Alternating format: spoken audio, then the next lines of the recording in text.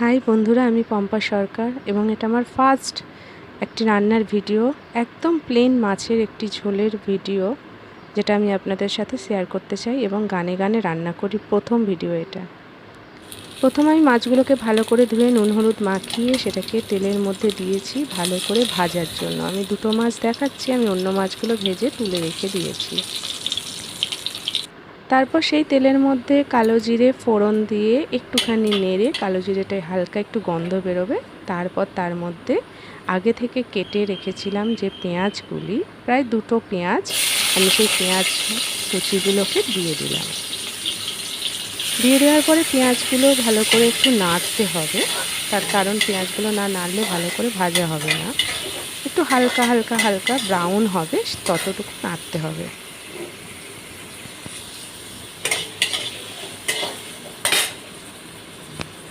পুরানো সেই দিনের কথা ভুলবি কি রে, সেই চোখের দেখা প্রাণের কথা সে কি ভোলা যায়। এবার সেই পেঁয়াজ ভাজার পরে আমি আলুগুলো দিয়ে তার মধ্যে একটু নেড়ে, তার মধ্যে হলুদ, একটু লঙ্কার গুঁড়ো ভালো করে দিয়ে ভালো করে নেড়ে নিলাম।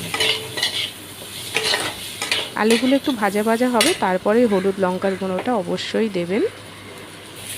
তারপর তার মধ্যে টমেটো দিলাম। টমেটো দিয়ে একটু নাড়ার পর আমি একটু তার মধ্যে কি করব, নুন দেব। তার কারণ নুন, টমেটো দেওয়ার পরে নুন দিলে টমেটোগুলো খুব তাড়াতাড়ি সিদ্ধ হয়ে যায়। এবার ভালো করে কিছুক্ষণ ধরে এই টমেটো, আলু, পেঁয়াজ সমস্তটাই কষাতে হবে। নুন হলুদ লঙ্কার গুঁড়ো দেওয়া, আর কিছু না, আর কোনো মশলা এর মধ্যে দেওয়ার দরকার নেই। এই গরমে একদম পাতলা একটা মাছের ঝোলের জন্য এইটুকু মশলাই যথেষ্ট। ভালো করে দেখতেই পাচ্ছেন কষানোটা প্রায় হয়েই এসছে, কেন টমেটোগুলো প্রায় গলে গলে গেছে। একটু খুন্তি দিয়ে টমেটোগুলো আরেকটু নরম করে নেব, যাতে মানে কাঁচা কাঁচা না থাকে। ঝোলের সময়টা যতটুকু নরম করতে পারবেন নরম করে নেবেন। আয় রে সখা প্রাণের মাঝে আয়, মরা সুখের দুঃখে কথা কব, প্রাণ জোড়াবে তাই। এবার ওই কষানো আলু মধ্যে আমরা একটু জল দিয়ে দিলাম। জলটা দিতে হবে, তার কারণ আলুগুলো নালে সিদ্ধ হবে না। ভালো করে একটু জল দিয়ে তার মধ্যে কি করবেন, চাপা দিয়ে দেবেন। একটা ঢাকনা দিয়ে চাপা দিয়ে দিলে কি হবে, আলুগুলো খুব তাড়াতাড়ি সিদ্ধ হয়ে যাবে।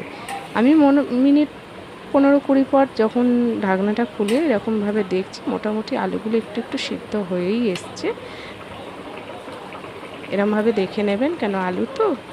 তারপর আমি কি করেছি, ধনেপাতা আর কাঁচা লঙ্কা কুচি দিয়ে তারপরে মাছগুলো দিয়ে দিয়েছি ঝোলের মধ্যে ফুটতে।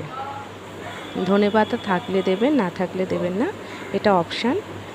আর আপনি যেই কাঁচা লঙ্কা যদি ভালোবাসেন আর একটু বেশি কাঁচা লঙ্কা দিতেই পারেন।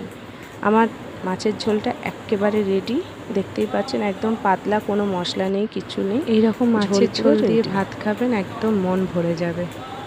ট্রাই করে দেখতে পারেন।